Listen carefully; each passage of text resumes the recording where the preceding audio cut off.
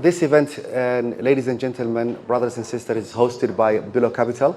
As you know, Billow Capital, we have the founders here sitting with us as well. And Billow Capital has been doing a lot of work on the ground, has been working a lot really through winter. And we started now from this year really seeing the fruits of their labels. And where others really were busy talking about politics and complaining about things, really Billow was building bridges. Not just only bridges and between two businesses and on the other side of the road or the other side of the city, but it's really across borders. And I think the theme for today's speech is business across borders. You might say, where is the billboard? And we decided to invest billboard in snacks and instead. That's a good idea. Yeah. Ahmed, I'm waiting for the check. But I think that's the idea. What Billow does, I'm sure, and there will be another time where Ahmed and Hannah is here as well. We'll be talking about that. But what they do four things, and four things mainly. Billow Venture Lab, which is really nurturing and looking after the SMEs and the startups so that they become really investment ready. We have one of the people really helping them on that. The other thing as well they do is investment facilitations, where such as investors are on outside or here want to invest in businesses in Somaliland, and Billow does the facilitation for that. The third thing that Billow does is the venture studio. That means really starting businesses from scratch. So somebody has an idea, but they cannot really, don't have the team, the likes of Ibrahim or anybody else in the world. So what does Billow do? They really compile the team together, work on that thing, really like in the movies, like Hollywood studio movies, really working for a period of time to get that business off the ground. And the final thing is the Rise platform, which is, I think, the flagship for Billow Capital, which is the digital platform where SMEs and startups can really put themselves in that digital platform, and anybody else on earth can go and invest in them. It's the stock market before the stock market. So all of a sudden now your business really have an access to anybody on earth really wants to invest in that. So that's enough about Billow. The theme of tonight's speech is business across borders. Why? Because as Somalilanders, we've really been very good really working businesses in Djibouti, in the Middle East, in maybe perhaps Kenya or Ethiopia. But what we decided to do now, let's cross to the other side of the Atlantic and let's do business with other people. I think Botan just said it now. Sometimes you don't need the West, because all of a sudden you have 230 million people and rising every per minute population really next to you. They say if Nigeria sneezes, the whole Africa catches cold. They say for every 5 black people, there will be 1 Nigerian. I think, Ibrahim, your friend, they slaughter 6,000 cows a day just on one slaughterhouse. So this is the market that you're talking about. Really, you don't need a European market or anything like that, really, in the beginning. Ibrahim came 2 years ago. Hannah and Ahmed and the Billow team really hosted him. And a love and a relationship and brotherhood really was born from there. And ever since then, he was the venture partner. He was the advisor on the global stage for Billow, really telling them, because at the end of the day, what does Billow want? Billow wants to build businesses so that they can be scalable and can be sold all over the world. And Ibrahim was helping that. Not just only that, but Ibrahim also for the last 20 years, he's really embraced what is called the tech world in both in the fintech and also in the agriculture world. He will talk about that. I will leave that to Fatima. He's an entrepreneur as well. So there is a lot to talk about that.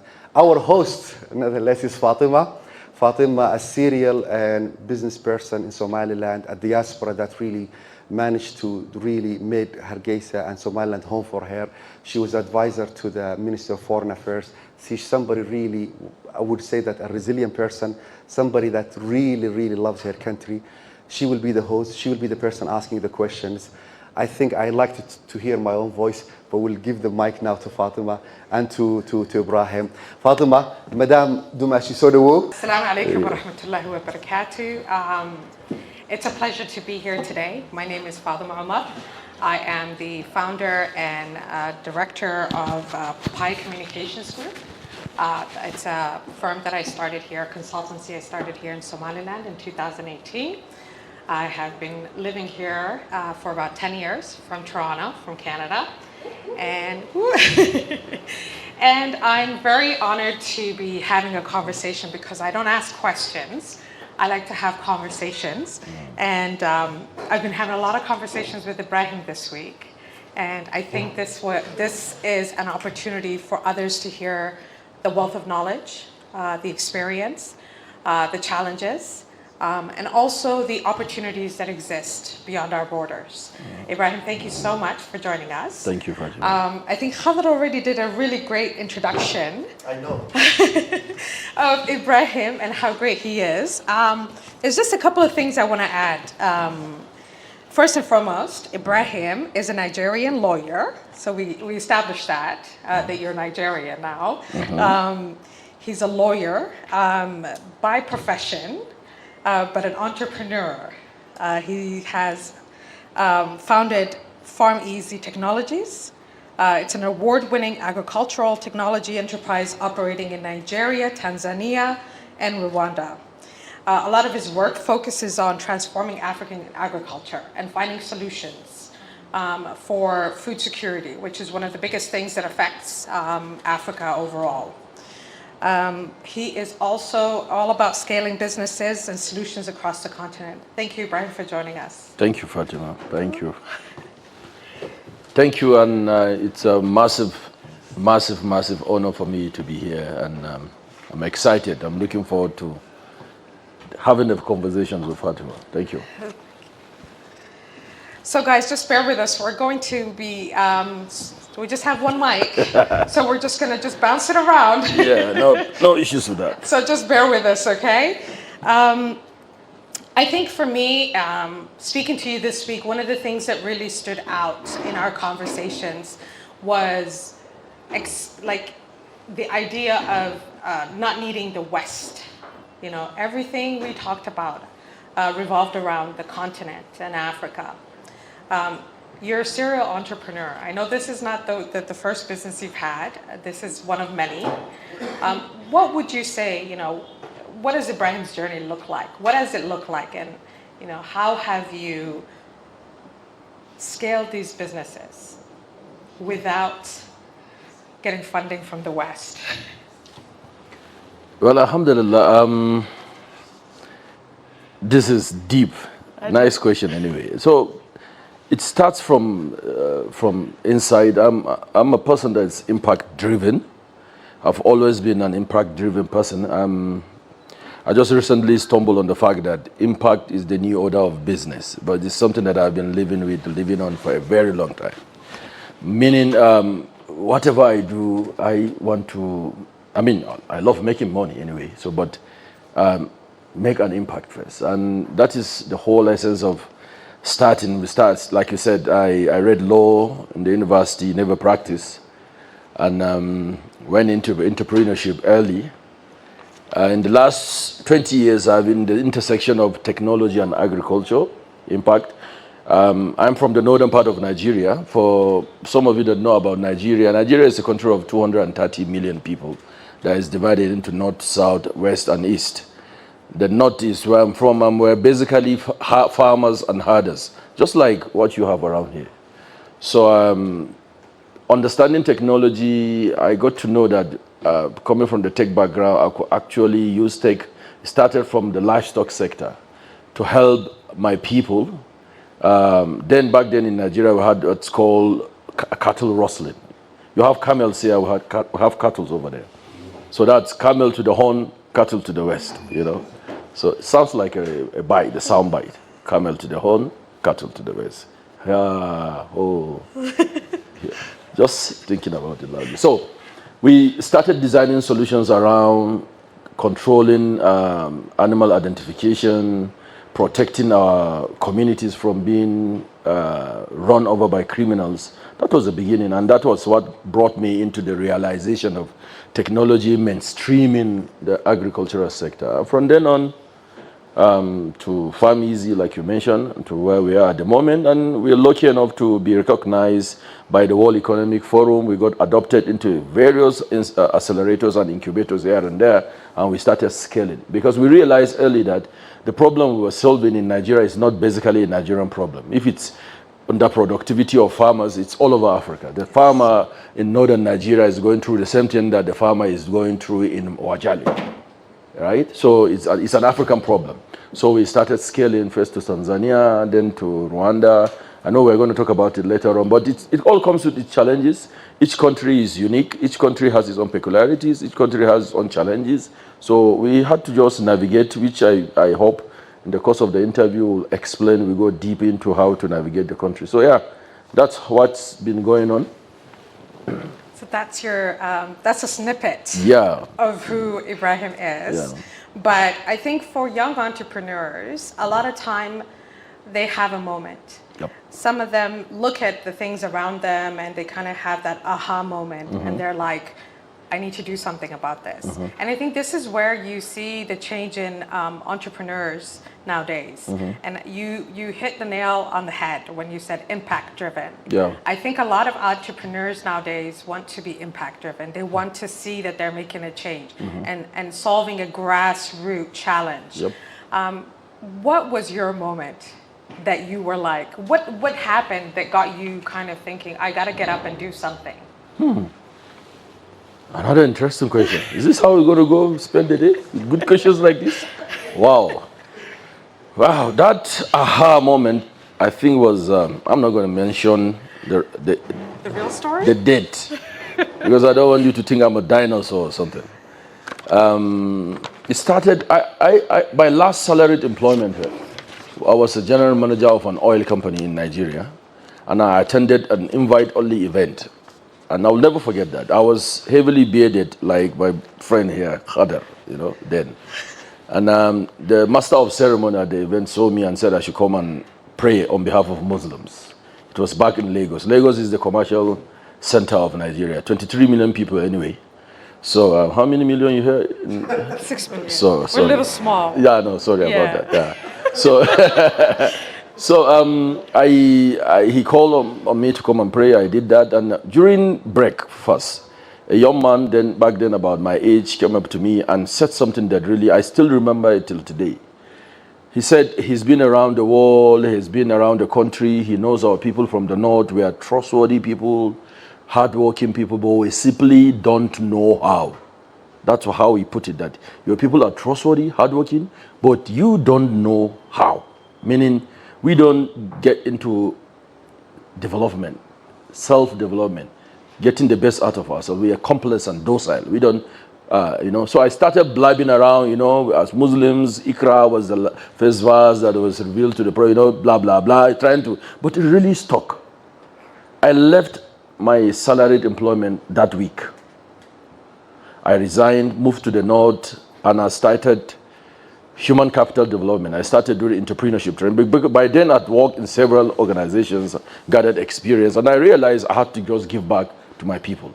I started organizing Muslim business roundtable here and there, ecosystem building, just like what Bilo is doing currently. Something like that. No, not in an advanced manner, but I started aggressively. Then I realized people were not getting what I was saying. I was doing more of talking, doing seminars, but they are not really getting it. Yeah. So I stopped talking and I started doing. Yeah. And the rest is history. Yeah, I mean, no regrets. Okay. With your first business, obviously it must have been challenging coming from the corporate world and, after all these seminars and talking about building ecosystems. Was there a moment that you felt like, man, I can't do this? I just need to go back to what I know and, go back to the profession that I trained for? Because a lot of entrepreneurs have this in the beginning stages of doing business. True. Especially when you're looking for funding or scaling the business for growth or looking at innovation, especially when it comes to support for tech companies in Africa. I find that a lot of times, and I've seen it happen with a lot of young entrepreneurs, they lose hope. Yeah. And it's heartbreaking to see because I also teach with a couple of organizations, incubators, accelerators I've done in the last 10 years here in Somaliland. And every so often, I go and I check up on those students. And I'm like, hey, is the business still running? Just to get an idea of where they're at. And they kind of, oh, I had to just leave it alone. Actually, this morning it happened. Yeah, I spoke to one of my old students and she was like, oh, I had to get a job. It wasn't as easy as I thought it would. Do you feel like in Africa, there is a huge opportunity to create support systems for young entrepreneurs? Because looking at the population of the continent and where the world is going, we will always have the youngest population. Yeah. And what have you seen in the many countries that you have done business in? What are the challenges for young entrepreneurs that maybe we can rally around and create one kind of document or one process for best practices from east to west to north to south? Excellent. First and first, I think there's no one-size-fits-all solution to this, I right? agree. And another thing is, I think yesterday at the Below BVL, we talked about this too. I say it a lot to, especially the young entrepreneur. There is this fad about everybody wants to be an entrepreneur. Yes. Like everybody wants to wear a T-shirt, a startup founder, you've raised your first seed, blah, blah, blah. And there's this like peer group pressure that if you're not an entrepreneur, you ain't cool any longer. So, and I tell people that we can't all be entrepreneurs. We need academics, we need people in the public service like Bhutan and my brother, they're doing great work. I mean, the young guys, they're doing, we need all, I mean, the Ummah needs all that. We need people in the public service, we need people in business, we need people as entrepreneurs and stuff that. But most young entrepreneurs get sucked into this pressure of, my friends are all starting their own businesses. And I can understand in a country like this is a country that has been built by the private sector. So there's the mentorship, the indirect mentorship is, this is what I should do. Yeah. But you need to look inward, ask yourself, is it good? Is this what I really am good for? Do you have blood group E? That's the blood group for entrepreneurs anyway. Are you cut out for this? Some people are good at conceptualization, but they're not good in implementing. Absolutely. Some people are good at implementing, they can't conceptualize, but give them, they execute, they're operations people. As I'm talking now, maybe you're seeing some of your friends there, yeah, this guy is good at this, but he's not good at that. And it's always like that. We used to say that for every Steve Jobs, there was a Steve Wozniak. I don't know if anybody here remembers Steve Wozniak. Steve Wozniak was the brain behind Apple before Jobs. Steve Jobs never wrote a line of code in his life.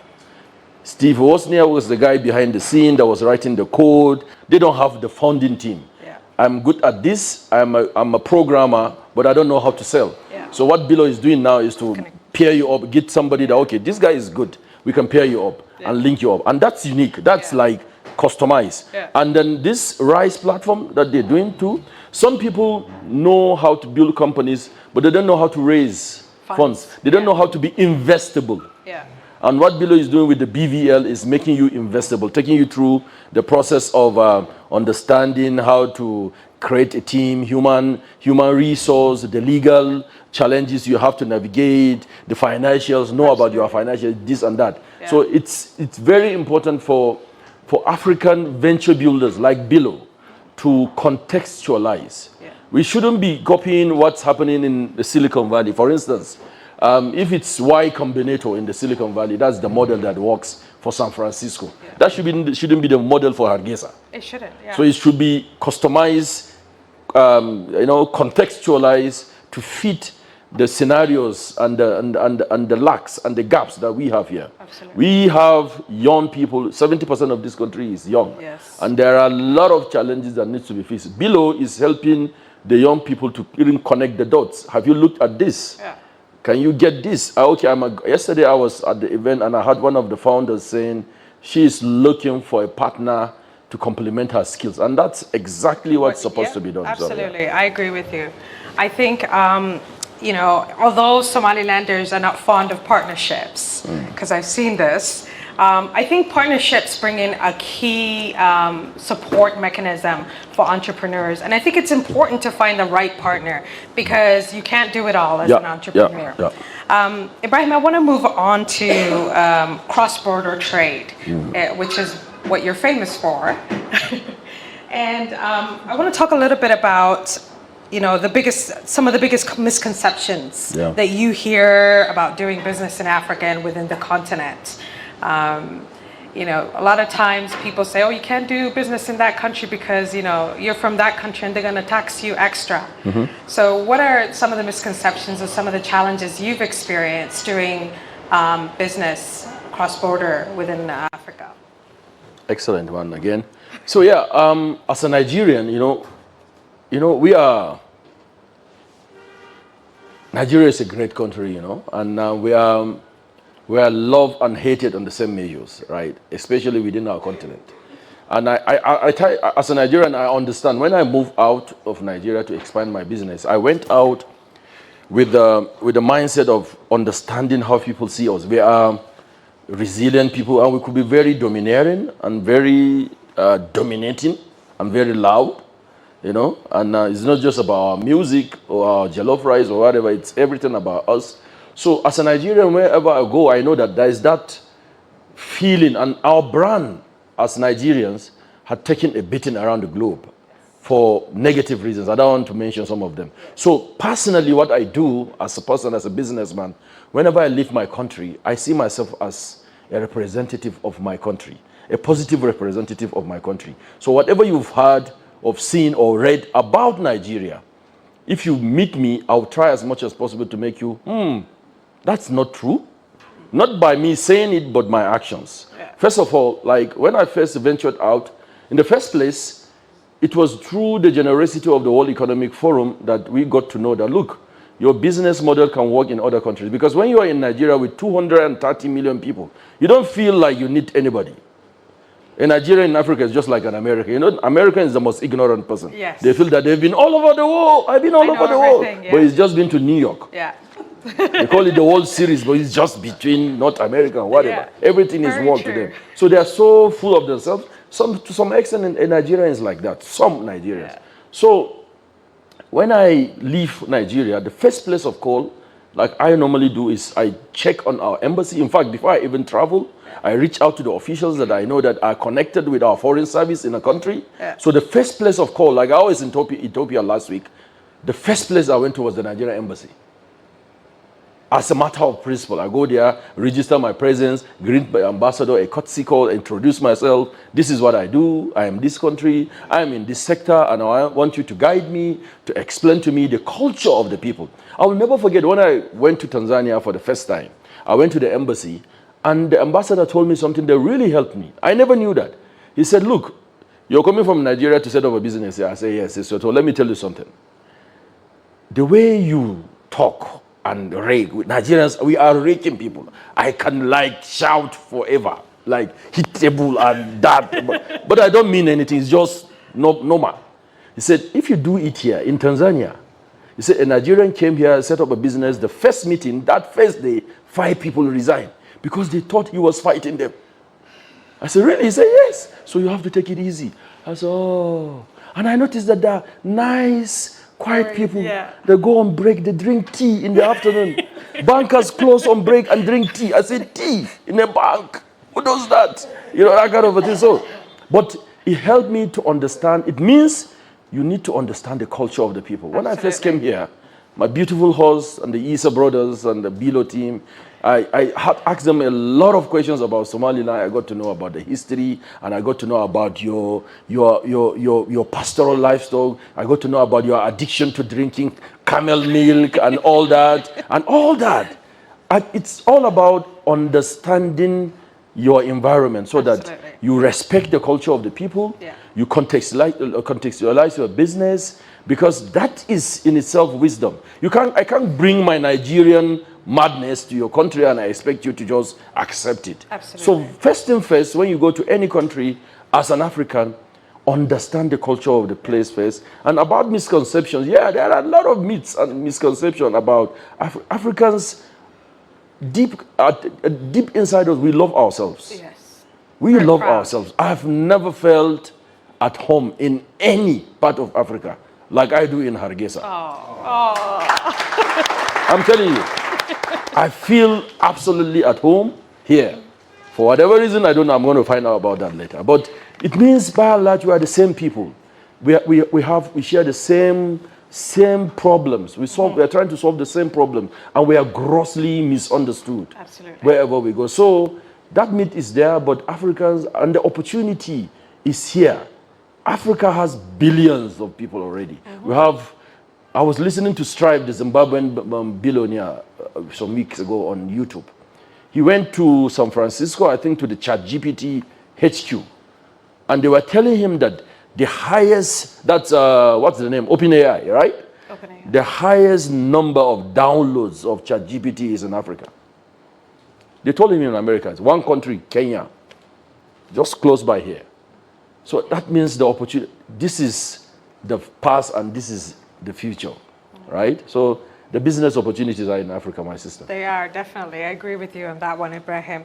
You touched on business models. Yeah. And we talked about, making sure your business model works in other countries and you're able to do business in those countries. How do you adapt? You've got PharmEasy, so how do you adapt when you were opening up in Rwanda or Tanzania? Tanzania is actually a good talk. Let's talk about Tanzania and that experience. Yeah. How did you adapt your business model? Excellent. So, like, when we started in Nigeria, we were doing, like, mechanization service. We provide harvester hiring service to farming communities, and that was the model that we took to Tanzania. And when we got to Tanzania, in terms of adaptation, we noticed that they've already gone ahead. Like, mechanization adoption in Tanzania is way, way, way more than Nigeria. Okay. Yeah. Interesting. And yes, and I also discovered that Tanzania had their farming cooperatives are more organized. I met farming cooperatives in Tanzania, especially in the Mbeya region. Mbeya is in the southern part of Tanzania, close to Zambia. So I met an organizer, I think Mbuyuni Farming Cooperative, that's almost over 100 years old. Yeah, really? With over 1,000 members, they already have, they've been paying dues to do their own water system. So all these things were not in existence in Nigeria. It was completely missing in Nigeria. So going to Tanzania, discovering that's wow, so this is more organized. And meaning, whenever you want to go and do a pitch or you want to do community sensitization, back home in Nigeria, you have to go through community leaders, the elders, the village heads, like you have clan leaders here. So in Nigeria it's the same. You have to now go through community leaders and tell them what you are going to do, and then they organize leaders. But in Tanzania, you can go straight to the farming organizations. They will now come together as members of our organization. You now explain to them your project, whether they accept it or not. And one other thing that I realized that got me really interested, in Nigeria, you can just go on with your harvester machines anywhere, like a farming community, and you can start your business. In Tanzania, you can't do that. The cooperatives will vet you. They will have to now, you have to now submit this is what you want to do. This is they will really negotiate the pricing. Okay, how much are you going to, like, harvest per hectare? And if you agree, let's say it's 120K, that's it. So all the farmers in this community must be 120K. If you're going to add something due to one reason or the other, you have to come back to the cooperative.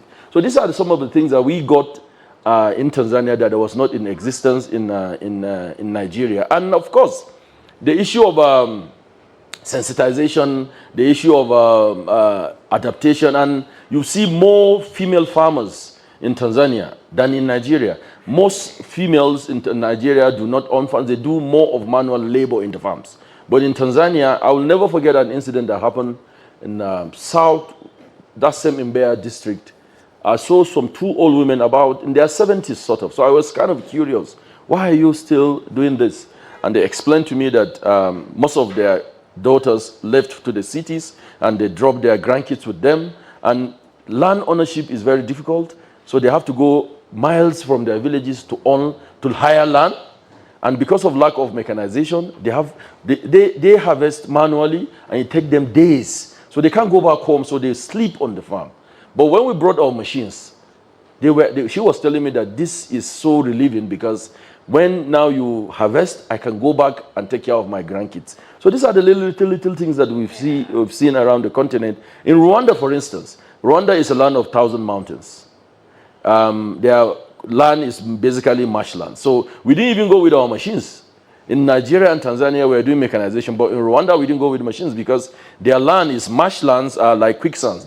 They sink. They have more mountains than farmlands. Really? Yeah. So these are the few things that you see here and there. For instance, in Somaliland, you have more livestock farmers than farmers, like crop farmers. Right. And in your tradition, I got to know that it's like almost like a taboo to be a farmer. Like when you're doing crop agri, it's regarded as if you're poor, right? That's something that is strange because you are basically You aggregate or analyze person's worth or wealth by his camels. Yeah. Yesterday, a friend of mine was trying to give me some camels. Yeah. So like, so you analyze. I heard it was 100 camels. You analyze by camels. So these are all the things that you need to do. But how do you now get your youth to get into agric? That's another talk. Absolutely. Yeah. No, I agree with you. I think one of the biggest challenges we have in Somaliland is food security. We are net importers overall. So as a country that's a net importer and we have a port, we're not exporting anything. And it's a big challenge because we have Ethiopia on this side and we have the capability to do so much business with them, but we're not doing that business because of the infrastructure issues that we have, the trade, the transit agreements. Really what it comes down to is a lot of policy and governance stuff that's holding Somaliland back with trade. Yeah. And we've had a lot of droughts in the last 20, 30 years. We've been having a lot of droughts. So our people are not focusing where they should focus. Yeah. And in all honesty, you can't blame them. We're all about the camels. Yeah. So, it's a big, big thing for us. But, when we talk about, because I had some students this last month that had a similar concept with the livestock, and they're creating an app and technology. So it was called eSalad. It was a very interesting concept. And with eSalad, what they're aiming to do is connect the livestock the traders, the livestock traders to the market. Yeah. And so that they could cut out the broker. Yeah. Because we are a country of delals, right? So we're What's a trying. Dilan? Dilan is a broker. Wow. So Like a dealer, sort of. Dilan from dealer. yeah. So you can imagine, we have this old man who has a phone, but doesn't know how to use it. But he's got like 100 goats that he wants to get to the market. I saw a huge opportunity for that. And it's one of the things I think that we talk about with technology in Africa, solving really the real big challenges. We don't, like every student in that class that I was teaching had one type of concept that uses technology to solve an issue that Somaliland has. Water was one of them. The judicial system was one of them. Education was one of them. So we focused on that. But how did you, and I want to hear this story, like you got to start from the beginning though, Ibrahim. So how did you combine technology? Because I know you guys have a very, very high rate of adoption to technology in Nigeria. Lagos is the new fintech hub, from what I hear. I still haven't gone. Kenya is not far behind. And you can see everywhere in Africa all these fintech solutions popping up. But how do you look at it when you're looking at the food security issues, livestock, water, energy? How can we adapt technology to really resolve those issues that the continent is having? Nice. Fatima, I have good questions. So, this is a very good one, right? Especially for tech entrepreneurs.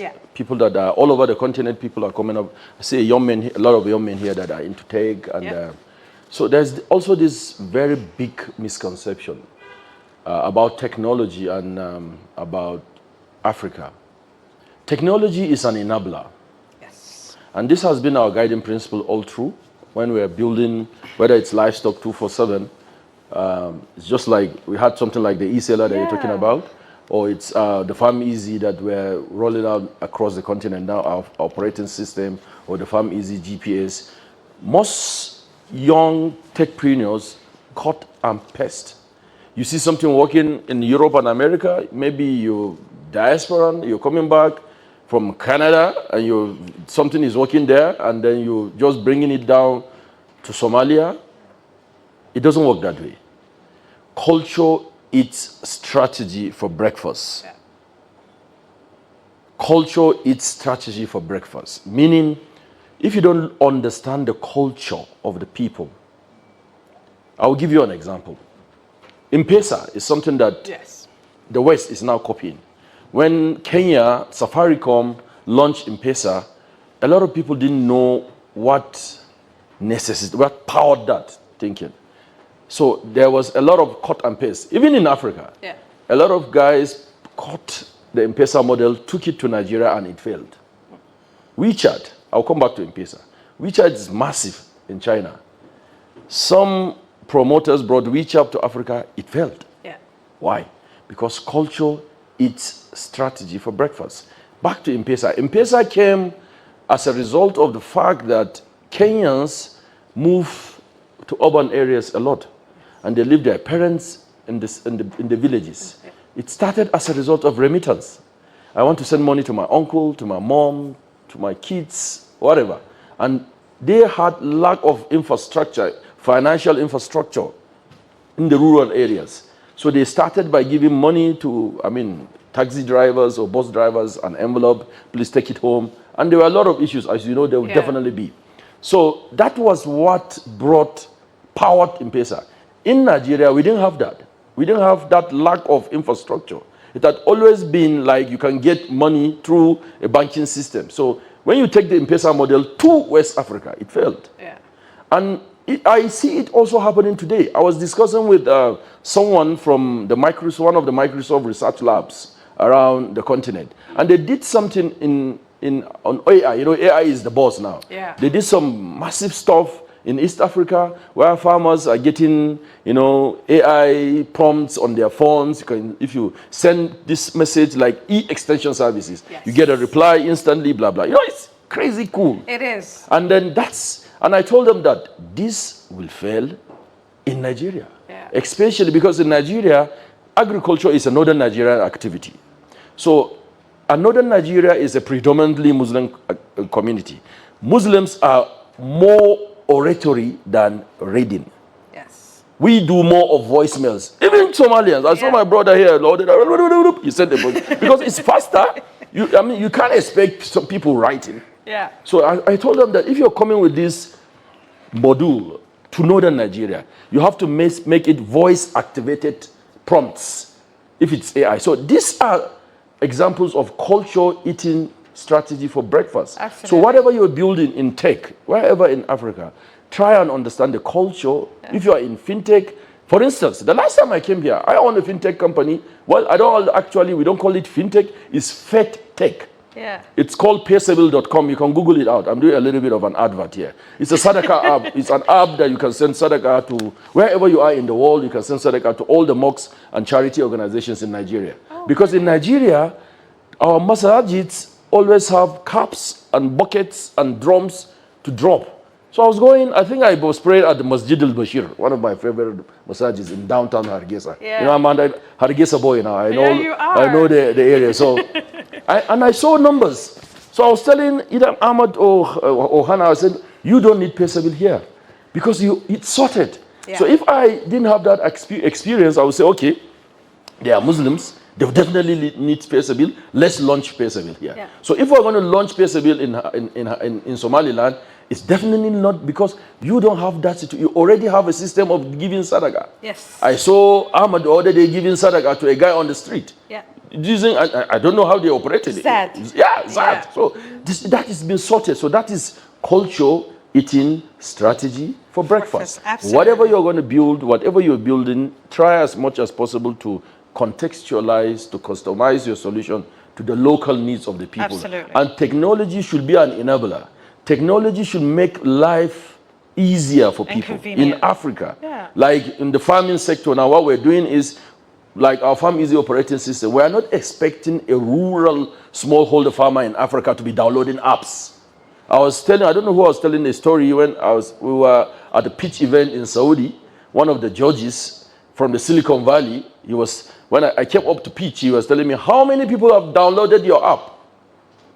That's the Silicon Valley metrics, the Silicon Valley mindset. If I'd wanted Apple, I've said 5 million downloads. That's what they want to hear. VCs in the West like all those metrics. 5,000 or 5 million African farmers downloaded app. I looked at him straight into the face. I said, sir, in Africa, we are not expecting our farmers to be tech savvy.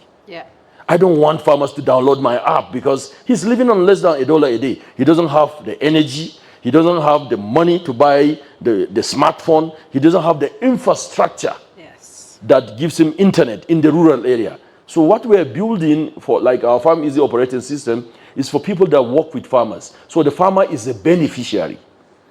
Yes, we're not expecting the farmer to be walking around. The farmer in Africa expects technology to make him produce more, either in fertilizer or in soil testing or whatever, but not him to be downloading apps. Absolutely. Do you see them? Do you see farmers downloading apps? No. So even if you tell those your cell guys that are going to do an app for the camel herder to be downloaded, I don't see them doing it. Absolutely. Somebody needs to do that, and then he is a beneficiary. He wants to be in his village, drinking his camel milk.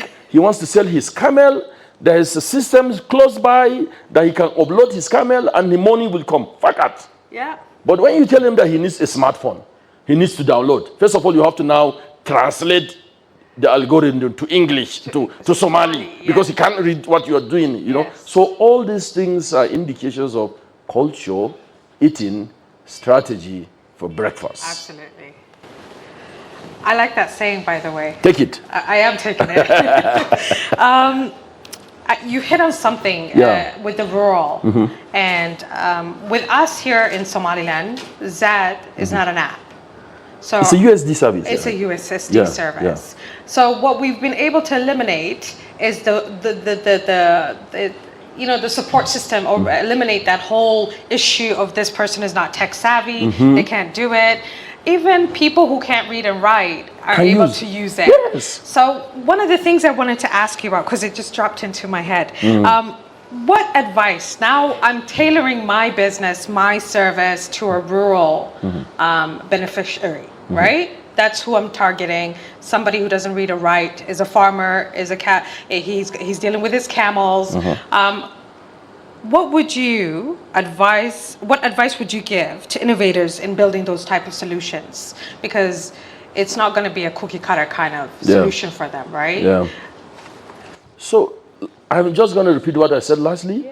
Look at the needs from the whole entire ecosystem. Try to understand what you want to solve for them. Yeah. Understand their pain points. Yeah. Don't do top down. Exactly. It has to be bottom up. Yeah. Understand their needs, their pain points, and then you build a solution from bottom up. Most techies, especially coming from the West, diasporans, they'll come back, sit down somewhere in Hargeisa in one cool hotel, and he start developing his app. Yeah. Then he will push it down. Yeah. It doesn't work. It doesn't work. So it has to now come with buy-ins. Try and pick get feedbacks. And one thing we were discussing just before we came here, Africans, either we are as entrepreneurs or policymakers or politicians, we hate feedbacks. You see it as an attack. I don't know why we hate feedbacks. Yeah. Especially men in Africa, we don't like feedbacks. Feedback is like a mechanism that tells you that, you are not doing well. We don't like feedbacks. So a businessman doesn't, especially I see it around most young entrepreneurs these days, they come up with this arrogance of, I know it all. Absolutely. I will say it again here. Whoever thinks he knows it all doesn't know anything at all. Whenever you stop learning, you start dying. Absolutely. Wherever you stop learning, you start dying. And I see a lot of young entrepreneurs these days coming up because he wants to be the next Mark Zuckerberg. Yeah. Like, I have done this, I am doing this, I have done this. So he has sorted everything. You are trying to let him know that, look, I've experienced something like this, take it easy. Yeah. No, he won't listen to you. It's all about, I can do it. I know I can do it. Yes. Absolutely. So, and you don't buy experience in the market. It's a saying in my place. Yeah. You don't buy experience in the market. You don't. If it is not Panadol, it no be Panadol. And this is in Nigerian English. If it is not Panadol, it is not Panadol. You have to now do it bottom up. I agree with you. I want to ask you some Somaliland-related questions Wow. now. I want to move it along and make sure that... keep to time, right? Keep to the time.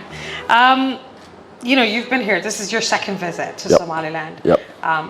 We've had conversations. You've mentioned a lot of stuff. And you've also given me some criticism, and I took it. But what advantages do you think that Somaliland holds for people who want to do the cross-border entrepreneurship from your experience? This is personal now, right? Yeah, absolutely. Yeah. So, this is my second visit. I was here first in February last year, and I fell in love. You know, with the land, I mean. So, yeah. Because some bites like that, Khadr will add something after that. So, and you know, things with love affair is that you don't rationalize, sort of. When you are in love, you don't think. Yeah, you don't think. But yesterday I met Dr. Edna Azan, and it did something to me. It changed the whole thing. I wasn't going to ask you. Yeah. Remember? But yeah. So this place is special. I came in last year. I felt that special feeling. I fell in love with the land instantly. It was love at first sight. And I saw a lot of opportunities here. A lot of opportunities. And I've been asking my friends about, and I'll throw the question, what do you think Somalilanders have, or Somaliland has, that no place or nobody has? Please, join me. What do you guys think? What do you think that you guys have here that nobody has? You said frankincense? Frankincense? No, I said the largest entrepreneurs. Okay. Entrepreneurs, livestock, natural resources. This is from a 13-year-old. He knows what he's talking about. Yeah, absolutely. We have the power of resilience. The Power of resilience. Yeah. resilience. So I will tell you something today from an outside perspective, from someone that Edna Azan called me her son yesterday. So I'm a bona fide Somalilander now. So what I felt and the world needs to know is, I'm not saying you're all angels, but there's some certain level of integrity that I've encountered here that I've never felt anywhere in the world. You have undiluted integrity. I'm not saying you're all angels, but it's like part of your culture, that trust.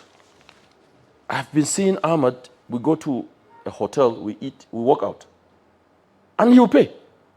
As a Nigerian, how are they allowing you to leave this place without paying? You do that a lot. And trust it comes naturally to you. That integrity that I'm not going to deceive people intentionally. I'm not going to go out of my way to be like dubious. I didn't feel it here. And no businessman in the world will not appreciate that. That is the one commodity that we need to export. That as a businessman, you can come to Somaliland and you can establish your business and you can sleep. Nothing's going to happen. You have somewhere that people sell money and they leave it on the street. Yes. So you talk about frankincense. Yeah, Oman has frankincense. Natural resources, Nigeria has everything. You have camels, livestock, we have it. But that is something that you have that I don't think anybody has.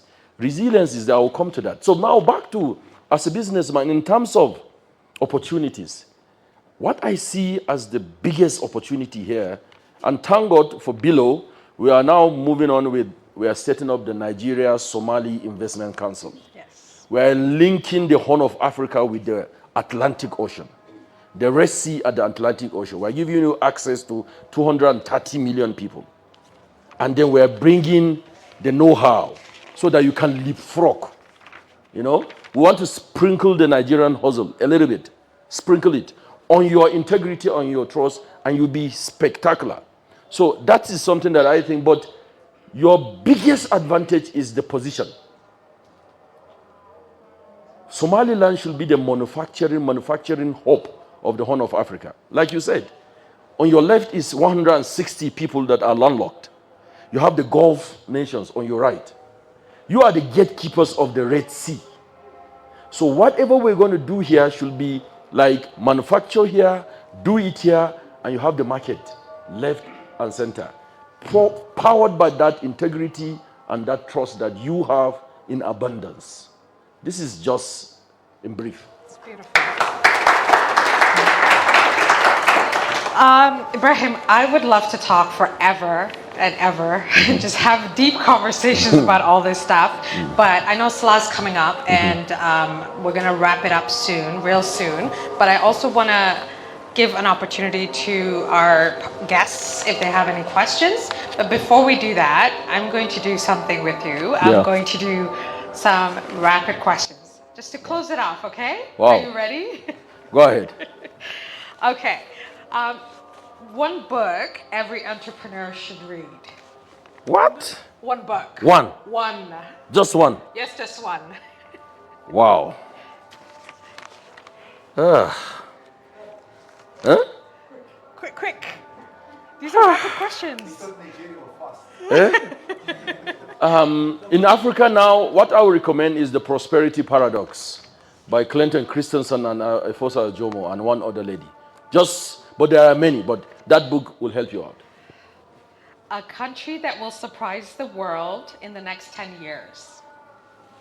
This is a no-brainer. Somaliland. You know what? You know why? Let me tell you why. Dr. Edna showed me something. I hope I'm not going to break out. 1991 of Somaliland.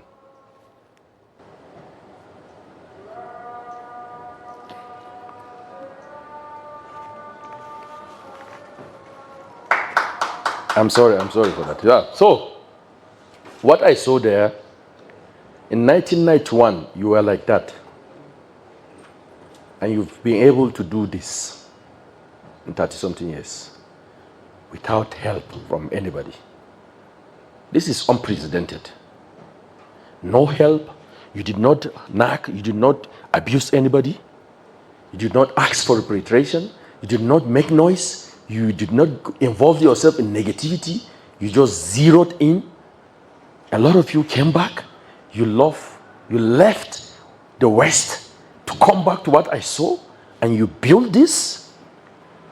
And that was an analog era. With what you have now, with the young people that I see here, I'm telling you, if you replicate 50%, it's going to be magical. And I want to be part of this. Thank you, Ibrahim. Thanks. That was very heartfelt. I'm off now, my rapid questions because of this, but I'm going to go. I drill you. I know. We said we weren't going to do this. One thing you wish you knew at 20. One thing you wish you knew at the age of 20. A little bit of emotions. Like I was an asshole when I was much younger. I like that one. What's your definition of success? Success to me is not defined by your bank account. Success to me means how many people you've been able to touch. Impact is the new order of business. Success to me has never been about how much I have. It's about how many people have been able to breed to. If I'm able to inspire you today, that's success to me. That's it. I agree. Your favorite food in Somaliland? Wow. Favorite food in Somaliland? I have a lot of them, but I think, even though I'm not supposed to be eating that now, there's this grilled lamb that you guys. But my favorite is the dawati. I'm addicted to now dawati. Yeah, and I love it's super duper. Hannah is going to give me the recipe. And I think you answered this somewhere, I remember in our conversation. But one thing that Somalilanders have, you haven't seen anywhere else, and I think you did answer this. But integrity and trust. Absolutely. Yeah, that's, for me, that is what I've seen. I've never felt anywhere.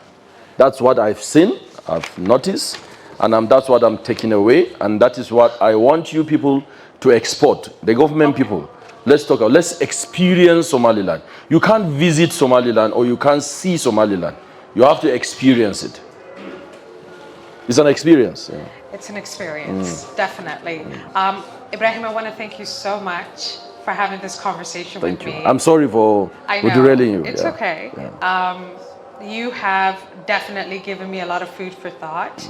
I think everybody here can agree with me that it's been a positive experience just having this conversation with you, and we want to make sure that you keep coming back and supporting Somaliland and go back and be our ambassador. Thank you. Thank you. Thank you for having me. Yeah, and we'll get you a national ID soon. Thank you. Thank you. Thank you. Thank you so much. We'll break for Salah, and then maybe we'll come back and do questions and answers. So please keep them short, and if maybe one person on each table can write it down somewhere, that would be great. And Khadr will take over from here. And Ibrahim, you made us cry as well. Yeah. And before we jump into the questions, there is something that you touched on, and I think that is very important for people to know about, which is the idea of the Somaliland, Nigeria, or Nigeria, Somaliland, depending on the alphabet, Investment Council. Funny enough, Ibrahim, we met 2 years ago, and when he came, this idea was cooking in his head. At the same time, this idea was cooking in Ahmed's head. And then all of a sudden, the night they met, they said, oh, let's start the Nigeria Somaliland Investment Council. As you say, Allah is my witness. That's the word you have been using. Very so scary. So this is what tells you, I think there is a wall in below capital says great people discuss ideas. But I think this is more than great, because all of a sudden now you guys not discuss idea. Everybody thought about an idea and then joined together. Would you kindly give us a little bit of information? Why Business Council? Why Investment Council between Nigeria and Somaliland? And what's the aim for it? Thank you, Kader. And I think it's all about taking advantage of our comparative opportunities, right? And we thought for the past 2 years, my organization and the Bilo organization, and being a venture partner, being involved with Bilo and all that, we thought we should take it a step further, a notch ahead. And we are not politicians, we are business people, right? So we are going to use what we know how to use best in terms of linking the Atlantic Ocean with the Red Sea in terms of connectivity, trading and businesses. So it's going to be a platform that's not only existing in Nigeria or in Somaliland, but a platform that involves, fortunately we have a lot of Nigerians in the diaspora, as well as a lot of Somalilanders in the diaspora. Most of my Nigerian friends, like yesterday when I was telling you about the Bristol guys, I was asking him, the chap, he said, when he asked me and I told him that I'm in Hargeisa, I said, do you know Hargeisa? He said, of course, I have a lot of Somaliland friends, Landers, you know. So we have a lot of Nigerians and we have a lot of Somalilanders globally. And these are resources for us to tap into. On the short term, we are looking at cultural exchanges, cultural in the sense of identifying universities in Nigeria, where we can start having exchange programs, having Somalilanders doing the tertiary institutions there, probably getting them to work there, to have a little bit of the West African experience, and then to bring it back home. And then at the same time, we want to also encourage, there's a very unique opportunity of trading. The frankincense business here, we have a market you can unlock a market of 230 million people simply by connecting Berbera to Kano. And you know, we're looking at the map, Kano and Berbera are on a straight line. And there are only 3 countries between Nigeria and Somaliland: Ethiopia, Sudan, Chad. Only 3 to link the Atlantic Ocean and the Red Sea. And trading between Nigeria and West Africa, if you know the African map, most of the importation now comes from China, India. It goes down to South Africa. And that's the Indian Ocean. And then it comes up the Atlantic. Months sometimes. We can cut off a lot of weeks. This is like in the long term, what we are planning. Instead of ordering from a long distance, you can do some logistic cooperation between the Indian Ocean, bathing at Berbera, and ET is building a massive system here and then having a cargo operation that takes it to northern Nigeria, because it's a straight line. So there are many, many, many things. And we've also identified some credible investors I'm not mentioning names here, but we're going to surprise a lot of people, identifying some investors in some critical areas. Like I said earlier on, I think Somaliland should be the manufacturing hub of the Horn of Africa. Wherever you have Nigerian investors coming here to set up, you have livestock, you export livestock. We can start processing here. You have gypsum. You have the largest deposit of gypsum in the world is in Somaliland. The second in terms of quality, the first is Canada in terms of gypsum. The second is where? Somaliland. That's what you used to do to make cement. We have one of the biggest manufacturers of cement in the world happens to be from our part of the continent, without mentioning names. So if you get people like them to understand all these potentials, and you have a favorable government. We've had discussion with Bhutan, what they're doing at the Ministry of Investment and Industrialization. I've met with the minister. There are many, many opportunities that we can explore, not only for Nigerians living in Nigeria and Somalilanders living in Somaliland, but also our people in diaspora, how we can collaborate. We are intending to have chapters, like in the UAE. You have a lot of Nigerians in the UAE, a lot of Somalilanders in the UAE, and these are all people that can galvanize investments and bring it to Somaliland. Apart from that, Nigeria is a melting pot of a lot of people in West Africa.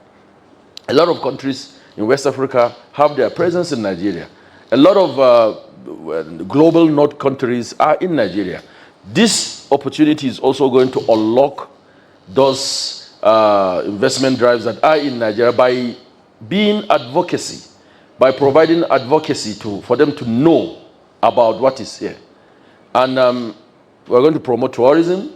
One of the things that we started discussing with Fatima is to find a way of having people experience Somaliland, not to visit Somaliland or to see Somaliland, to come. And this could be plane tourists, it could be business people, they could be politicians. And you know, business has a way of solving political problems.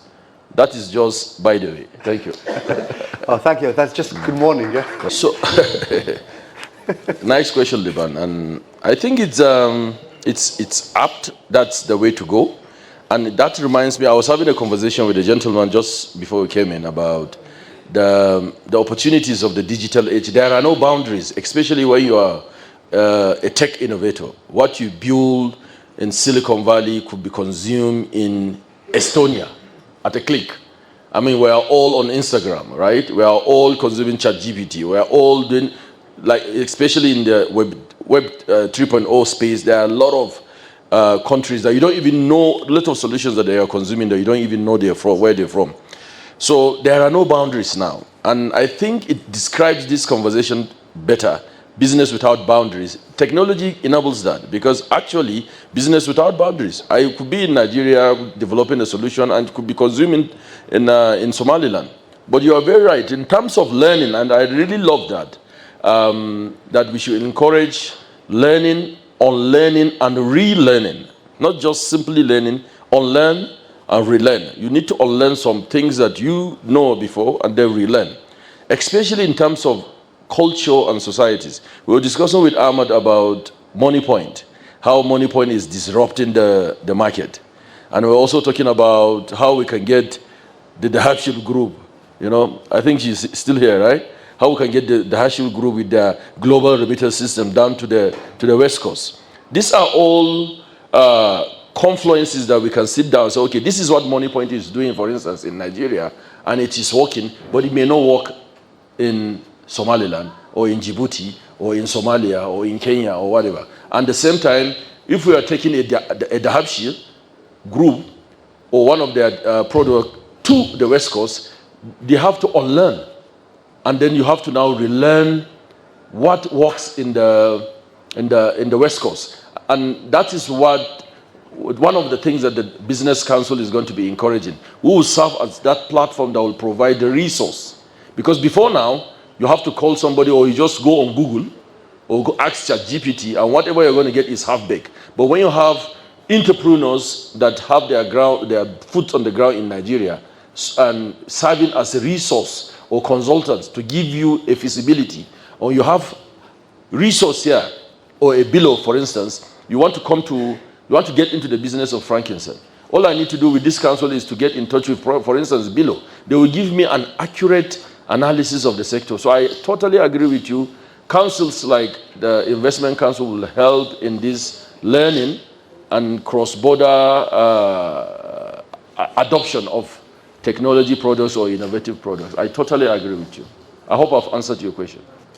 So in answering that, I'll also add a layer, what I think. I've said all the good things, right? So I'll say some of the things that I need you should change a little bit, right? So your question is, what are those impediments? What are those factors that will slow down the flow of investment? First of all, of course, we know the big elephant in the room, right? I promise that I don't want us to talk about negatives here. Let's not dwell on negativities. Let's not talk like politicians and whine and nya. Of course, the big elephant in the room is recognition, right? There are a lot of things tied to that. International finance system. As a businessman, you need to know that, okay, security. The first time I was here, 2 years ago, I remember I shared a picture at Berbera Beach with Ahmed. We were at the beach with some Yemenis behind us. I shared it on my family group, and my older brother called me instantly. Are you sure you're not going to be I said, no, I'm in Somaliland. You know? So security is there. People have a misconception that about the place. And of course, the international monetary system, blah, blah, blah. But I think with those challenges, there are challenges, but I see them as opportunities. Because there are areas that are failed states, completely gone.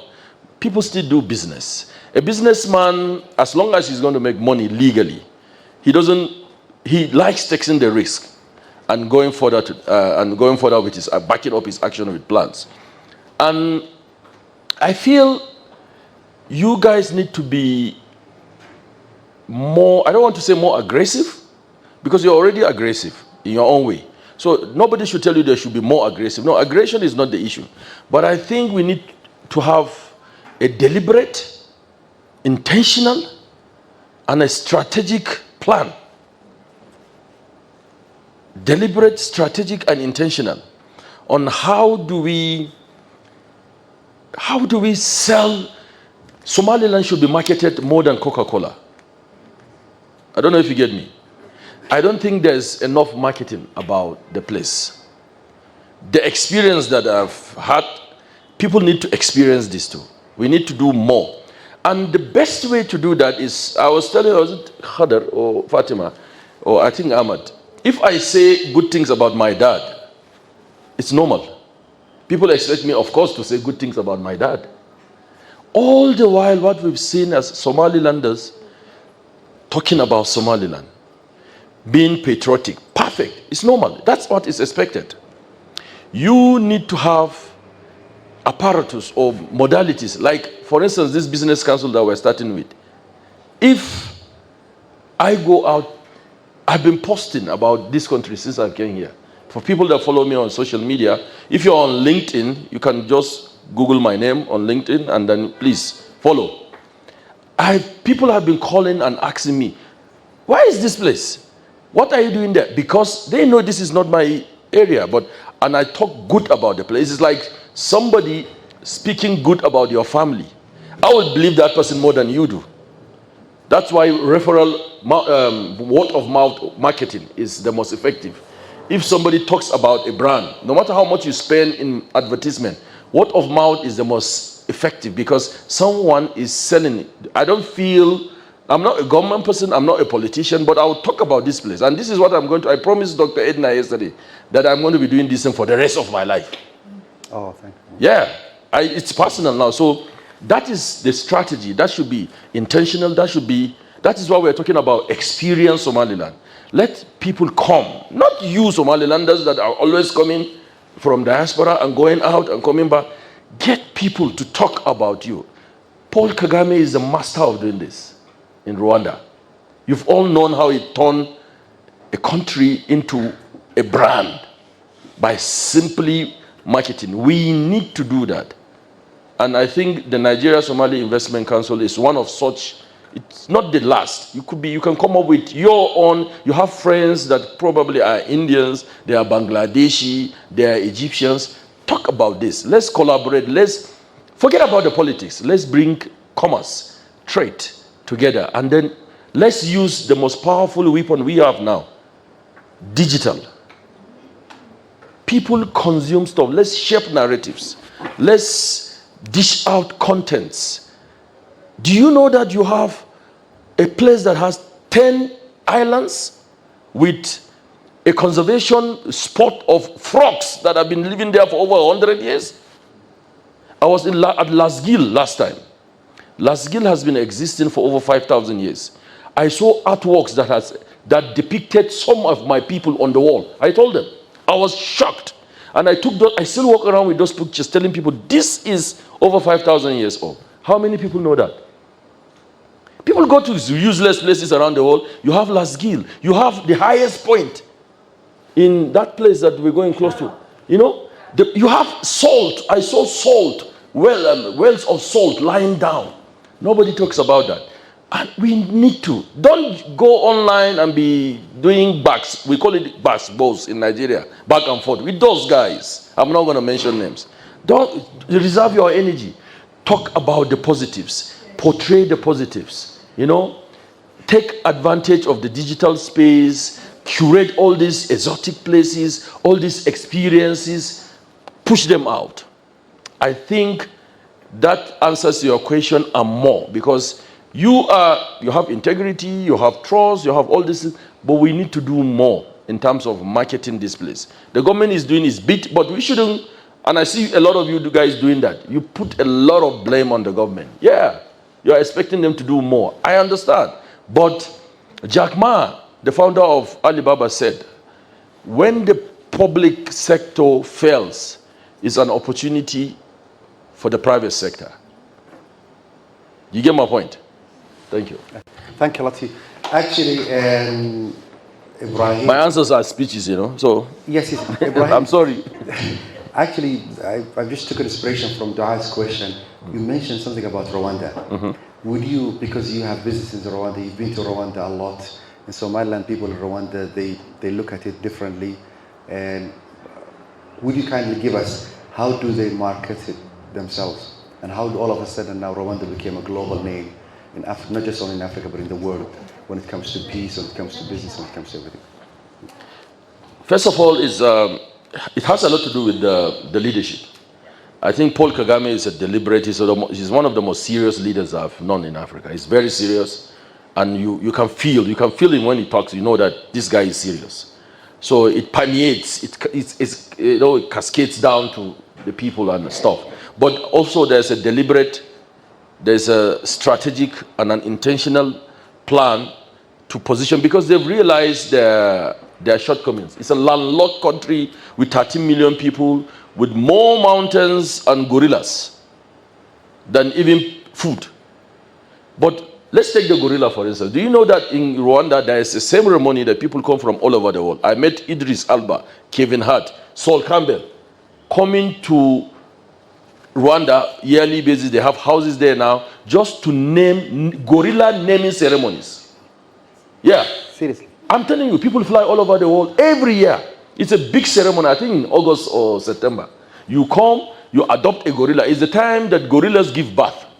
So they have a system of curating all this, aggregating all these new baby-born gorillas and celebrities from all over the world. I met one Rasta chef. He's a global chef that I met at the restaurant. He adopts a gorilla. You give your gorilla a name, you take pictures, that's all. Is it for Naming, free? Yeah? Is it for free? Which kind for free?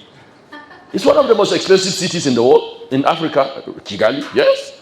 And Kigali has, if there is no hotel that is not fully booked, it is the default location for seminars, for occasions, for everything in Africa now. Simply because he's deliberate, he's strategic.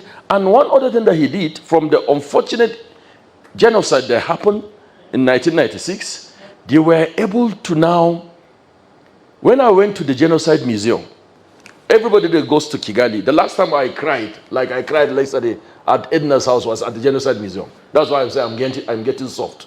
Something has to be done. I'm getting too soft. Yeah. So, age, right? So the older you get, the more tears. God. So, you go to the Genocide Museum, it's an unfortunate incident, but they were able now to convert it into a positive. It's a a massive, I think it's about $150 to get into the museum. People, thousands of people come on a daily basis to just go through the Genocide Museum, look at the pictures, watch the movie briefly, and then you get out. And every year they do what they call Kubuka. It's a remembrance sort of. You come, you cry every year, forgive each other, and go again. Next year you come, and people all over the world also visit. So it is I'm not saying we're going to do the same thing here, but it's a deliberate strategy of turning your country into a brand. People who wear jerseys will visit Rwanda. So he has turned Rwanda into a brand. And what he did is not allowing Rwandans to talk about it. People are now, when Wakanda was released, a lot of people thought they were referring to Rwanda. And unconsciously, subliminally, people have started thinking that probably this is where Rwanda is going to be. That Wakanda is like a P view into the future Rwanda. These are all strategic decisions that started from the head of the government, and it permeates into the country now. Here, that's a thriving private sector. I solemnly believe that we can do the same thing here with a different feel, with a different vibe, right? And make it an experience. Don't visit, we don't want you to visit Somali. We don't want you to see Somali. We want you to experience it. Fantastic. Yeah. Fantastic. Thanks a lot, Ibrahim. There is a good question here. Ibrahim, yesterday you witnessed the start of the startup programs, and a lot of SMEs here and startups, and it's always the question of funding and getting it. So a very good question here. It says, what do you think, Ibrahim, founders misunderstand about valuation in early phases? Early phases valuation. In early phases. It's always the case. You always overestimate yourself, and especially with tech founders. And because you read all these tech blogs from the West, and then you see them raising millions. Like ChatGPT's valuation is crazy now. They've not even started monetizing. So a lot of small companies are making and it affects the psychology of our founders, not knowing that this is Africa. Right? There are different rules for the game. If you're a founder in Africa, unfortunately, you've not been to, you don't speak like Fatima. For instance, someone like me that goes to a public school in Africa, I don't speak like a diaspora. The VCs don't look at you that way. You're a typical African that speaks like an African. They don't even look at your way. You don't have any Ivy League schools in your CV. They don't look at your way. These are all things. And there are Fed-based, there are age-based, there are gender issues. Old people like me are not funded because they think I'm already gone. They're looking for a 30-something or 20-something-year-old. So these are all issues that are associated with funding. But our people in the continent, they start something, and then you sit down and then give yourself a valuation. And valuation is something that has to do with your revenue. If you come to me, and then you're saying you need, for instance, I need $100,000 for 10%. What you are saying automatically, your company is valued at $1 million. So what have you done? What's your traction? What's your revenue? Let me see your revenue. What have you done in terms of? I'm not talking about profit. What's your inflow? Year in, year out growth. Who gave you this $100,000 at 10%? If you're giving me 10%, and it's always like that. So, as a principle, in my entrepreneurial hustle, I've always avoided debt. I'm pro-equity. I've never done debt. I don't do debt. Because, especially if you are in Africa, you borrow in USD, and then your business is in local currency. You are paying in local currency. There's a mismatch. The valuation of your currency is always reducing. So when you are paying back debt, you are going to suffer. A lot of companies that you see dying around Africa is as a result of this mismatch. They went for debt in USD, and their local business is in local currency, either in the Naira or in the Somali shillings or whatever. So we should avoid debt as much as possible. And in Africa, we should go for patient capital. Our economy is... and that cycle does not work in Africa. We are building companies for value. People invest for value here. You build this company, and this is what it's making. It's creating value. People are making money, and that's what will drive valuation. So, and young founders should seek expert advice. That was why I was talking about feedback. We don't like feedbacks. That's why Bilo is here.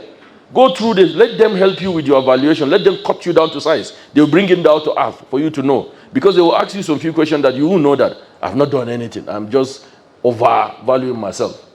I hope I've answered the Yeah, question. and he said culture beats strategy. Culture beats strategy for breakfast. That one is basic. Let's understand the culture. And these days, we're even promoting. That's why I love the RISE platform that you started. Let Africans start investing in African startups. We've been so much reliant on the Western VCs. They don't understand our market. We are solving real problems. They don't have problems there. They are looking for X growth in 1-2 years. It can't happen here. We have infrastructural problems. We are solving different problems. We should encourage Africans to invest in African startups. Like the RISE platform now, at least if you're a Somalilander, you're in diaspora, you want to invest in a business in Somaliland, you don't know anything, Bilo has vetted it for you. They've taken them through their system. So you can put your money there and it's protected. That is what we need to do. Let's bring our money home and then grow our economy, because we understand this patient capital stuff. Fantastic. And I think in answering you, last week I saw Aliko Dangote, the Nigerian billionaire and Africa's richest man from my country, from my part of country. I flaunt him. Coming with you. I flaunt him, yeah. So I saw him in Rwanda. They've started this Africa Renaissance, whatever. He'd been able to galvanize billionaires around Africa into a body. And the purpose is this. One of those things that I'm trying to handle is the issue of visa restrictions. Because he was saying in one video tape that I saw him that even as the richest black man on earth, the richest African, he still needs visa to go into 34 African countries. And do you know that sometimes it's even much easier to go to Europe than to travel within Africa? Yeah, to travel within Africa. It's easier for you to go to some countries, it's easier for you to go to Europe than to, there was a day that I was at Ethiopia at the airport waiting for a flight, and we were gisting with someone from Cameroon. Cameroon and Nigeria are neighbors. I asked him, where are you from? Because he was looking like me. He said, I thought he was from Nigeria. I said, no, Cameroon. I said, oh, how did you come here? He said he had to go to Ghana. I said, what took you to Ghana? He said, yeah, there's no, that's it. Why did you come into Nigeria, then you fly to, he said he went to Ghana, and then we went to somewhere, and then he came back to, that's Africa for you. So it's not just about the framework of businesses or like Europe. It's about fixing a lot of things within Africa. Like our visa system. I don't need to get a visa to get to, for God's sake. In Europe, they don't need visas, for instance, to go to travel around Europe. But I need visas. I carry a Nigerian official passport, meaning I'm supposed to go anywhere. But I still need visas in some African countries. So yesterday, one country sent me a rejection.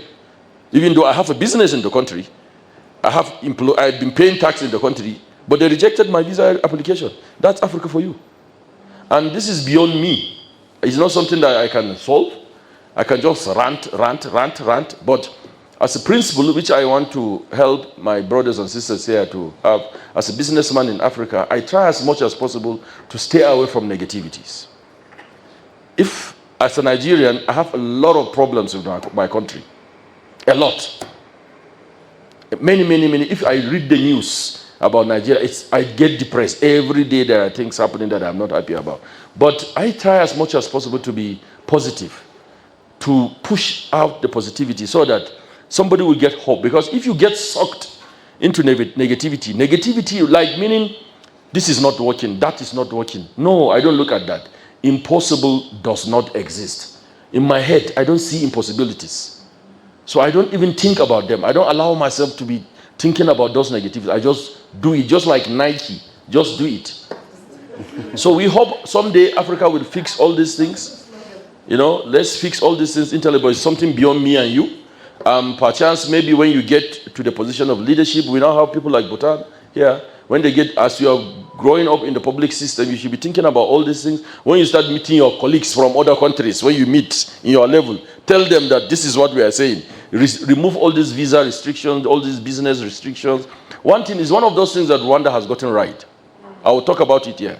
You don't need a visa to go to Rwanda. I just get a flight ticket and get into Rwanda. And it's so amazing. I just walk past custom. Do you know how that feels? Like you pulling your bag, you're passing everybody, nobody says anything to you. Another thing, when I went to the RDB, that's the Rwandan Development Board, that's the body that registered businesses in Rwanda. I went to, because my partner back then told me that this is how they do things here. It's fast. I said, no, it's not possible. I went there I was asking them, they say, what type of business am I in? I said, okay, agric and technology. They said, okay, that's second floor. We went there. It's like a bank, marketing people. They brought me tea. They explained everything. I said, I want to find out. It takes less than 24 hours to register a business in Rwanda. Free. Free. Within 24 hours, your certificate is out. Free. I said, what? Free? They say, yeah. When you need expatriate quotas, blah, that is why when you pay $500. But if you just want to register an SME, who will not love that? And you can own the whole country if you want to buy the land of the whole country. If you can. No problem. There are African countries that I started business with. Before I got a residence permit, after registering a business, it took me months. And I had to pay about $4,000+ for a residence permit of 2 years. In Africa, and I've employed people in that country paying taxes in that country. But in Rwanda, free. And when I finished asking all these questions, I was going out. And the lady that attended to me said, please, I want to, she was looking for something. I said, what? She said, just wait a minute. She went up and down, and she came back with a bag. I said, what's this? She said, a gift. I said, you're giving me a gift? She said, yes. That was the first time in my life that a government official has given me a gift. You know, it's always the other way around, right? Sorry, Bhutan. She gave me a gift, visit Rwanda back with coffee and tea. And I said, she said, if you don't collect this, I'll be in trouble with my superiors. I swear to you. I still have that back. Because I said, this is cool. These are examples that our public officials could do when we eventually get that body here. Fantastic. In my own case, I didn't even know I was not emotional. I didn't even know that. I didn't even know that I was not too emotional. We all have emotions, but I didn't even know that I was perceived as hardcore, right? So it's about empathy. It's about knowing what people expect of you, especially from your parents, for instance. Starts from parents. Knowing that they are your parents, they expect you to respect them, they expect you to feel for them, and then your siblings. They expect you to reciprocate love, affection. Sometimes as men, we don't want to feel that we are weak, we are macho, and we are all that, and then it's perceived by our siblings and the members of our families as not being emotional. So I just feel, when she asked me that question, I felt I should have been more emotional, because in my family, they will tell you that, he's not emotional. And I cry. You saw me crying here, right? So even though it's now coming late. But I felt if I was more emotional when I was younger, I could have had more empathy. I could have maybe loved people more. Not that I love them maybe less, but more. I could have maybe some relationship that I broke, some hearts that I broke, could have been mended earlier or done in a different way, that kind of a thing. I'm just talking about me. I don't know if you break hearts now or whatever. He does break hearts. Looking at him is a heartbreaker. Thank you, Walal. I hope that answers the question. So it depends on the type of business you're operating. It depends on like you said, on the stage of the business. But first of all, I think excuse me, you're having yeah. So I think you run through your financials very well. You set some targets, set some key action points. These are things that I need to do in the first quarter, in the second quarter, in the third quarter, in the fourth quarter, and you evaluate yourself. And you evaluate, okay, have I been able to succeed in terms of marketing? How many people am I supposed to, especially now in the digital age? I'm doing digital marketing. I'm expecting 1,000 impressions per post. Have I been able to do that? What is responsible for not doing that? These are the things that you measure. If you've done that, tick. Never be complacent. Never be enough. I think that's the thing that I want to share with you, those you take. Don't ever feel you've done enough when you are growing a business. Always have that hunger that you can do more. Right? Because if you're complacent, like I have done this, if it is now numbers, I want to make sales of 1 million. I want to hit $1 million and I've hit $1 million. You'll be complacent. No. Always, if you hit 1 million, it means you can do more than 1 million.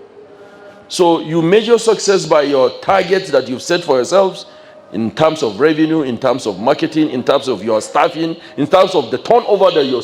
How many people have left your business? How many have you attracted into your business? How many customers have given you positive feedback? How many customers have given you negative feedback? Which is the most important thing.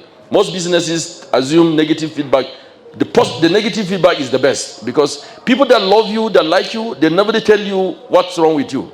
That's another thing that you need to know. People that love you normally don't tell you what's wrong with you. You need enemies. It's your enemy that will. There's this popular saying in Arabic that if it is not for the destruction of somebody, you wouldn't have been having those beautiful perfumes that you have today. Frankincense was discovered by somebody. That scent. Someone went to the bush and set it on fire, and then they perceived, this smells good.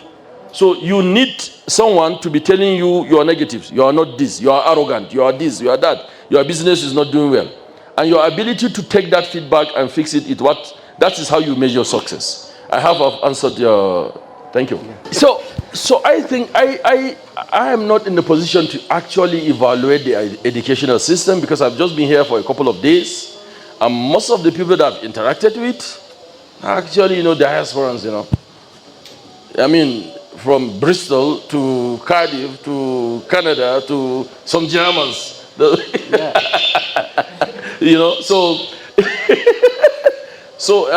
And I think that's not the perfect yardstick. Can you hear me?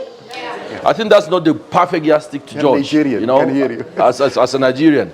And I went to a public school in Nigeria all through, from kindergarten, no kindergarten back then, primary, secondary, university, all my postgraduate too, all local, in-house, public.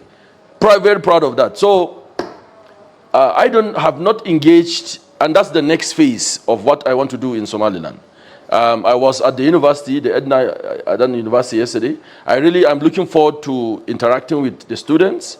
We have started discussing on how we're going to create some entrepreneurship club in the school, whereby we're having people come in to interact with the locals here that have gone to school. You are in a better position to know, to evaluate how is the level of education here. But I think with the kind of, with even the locals that I've met, from my friends that are mostly diasporans, I've seen some very intelligent people from the public sector. I've met with a lot of your politicians. There are people that are very impact driven. They are very articulate, and it's quite encouraging. So I think they are products of the educational system, homegrown educational system here. So I don't think it's very bad, but it could be better.